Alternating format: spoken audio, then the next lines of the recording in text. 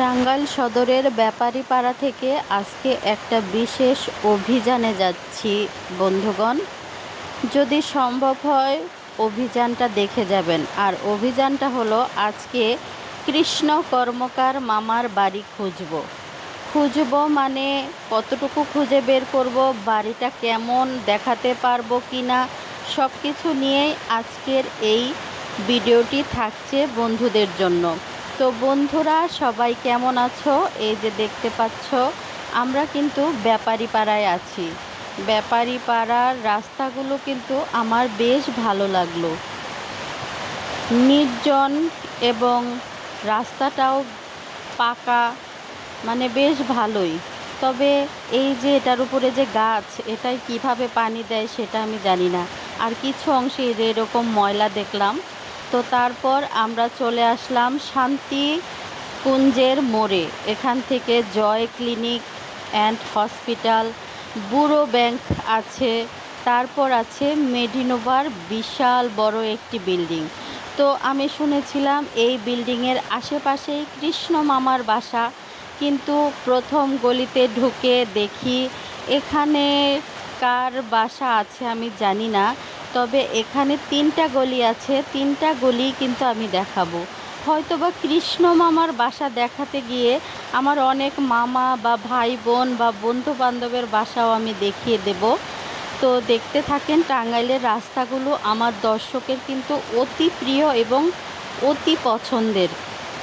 দেখতেই পাচ্ছেন শান্তিগঞ্জের মোড়ের প্রথম গলিটায় ঢুকে একদম শেষ অবধি চলে এসেছি।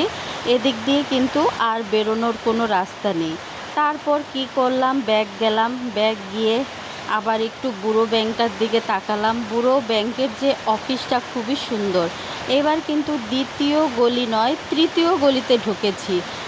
তৃতীয় গলিতে ঢুকে এখানেও কার কার বাসা আমি দেখাতে পারলাম সত্যি আমি জানি না, যেহেতু চিনি না তাই এখানেও গলিতে ঢুকতে ঢুকতে সামনে গিয়ে দেখি আর রাস্তা নেই।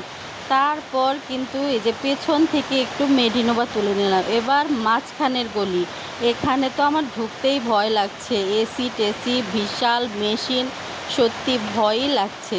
যাকে ওখান থেকে ফিরে এসে আবার একটু এখানে রেস্ট নিয়ে ভাবছি যে ওই গলিতে যাব কি যাব না। তো ভেবে চিন্তে গলিতে কিন্তু ঢুকে পড়েছি। গলিতে ঢুকে দেখি যে এখানে ইট বালি সিমেন্ট এবং এখানে কিছু কাপড় মেলে রেখেছে, এখানে কিছু ফুল গাছও আছে। তারপর বলতে বলতে এই যে এদিক দিয়ে কিন্তু ঢুকে পড়লাম। এই যে এটা সেই মেডিনোভার গলি। আর এই যে আমরা এইটুকু পর্যন্ত এসেছি, আর একটু সামনে যাব। বুঝতে পারছি না কোনটা কৃষ্ণ মামার বাসা। তো যেহেতু চেনা নেই বাসাটা, তাই খুঁজতে খুঁজতে কিন্তু অবস্থা খারাপ। জানি না শেষ অবধি আমি আসলে পেলাম কি না, যেহেতু চিনি না।